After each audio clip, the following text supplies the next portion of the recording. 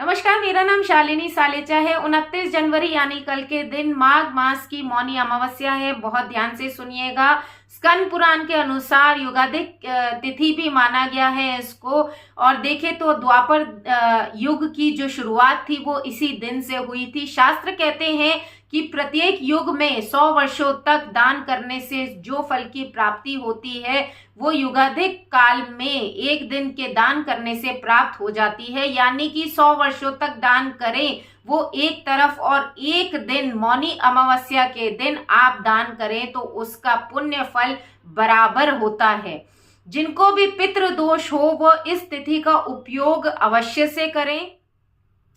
अब इस दिन आपको करना क्या है, आपको एक लोटे के अंदर नॉर्मल जल ले लेना है, थोड़ा सा गंगा जल मिला लेना है, उसके अंदर थोड़े से तिल डाल लेने हैं, थोड़ी सी कुशा डाल लेनी है और थोड़े से तुलसी के पत्र डाल लेने हैं और अपनी आंखों के सामने रख लेना है ये जल को। और उसके बाद गीता जी का 7वां अध्याय का पाठ आपको करना है। और फिर ये करने के बाद दक्षिण दिशा की तरफ मुंह करके आपको खड़े हो जाना है, यानी कि साउथ डायरेक्शन की तरफ मुंह करके आपको खड़े हो जाना है और आपको इस जल को अपने पितरों के निमित्त अर्पित कर देना है।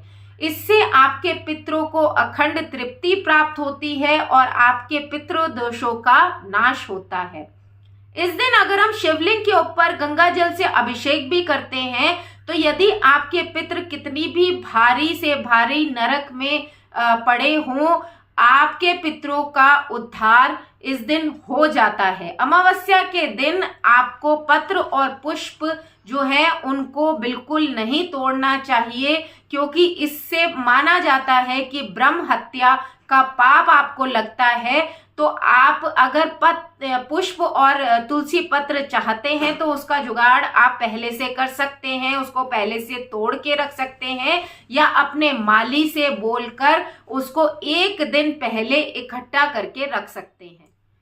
इस दिन आपको दूसरों का अन्न खाने से भी बचना चाहिए, दूसरों के घर खाना नहीं खाना चाहिए, क्योंकि अगर आप ऐसा करते हैं तो आपने जितना भी पुण्य कर्म किया है उसका नाश हो जाता है।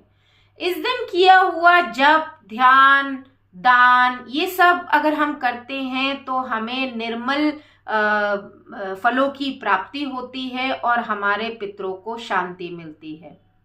तो इसी के साथ नेक्स्ट वीडियो में फिर से आपसे मिलूंगी। तब तक के लिए thank you so much. Thanks a lot. God bless you.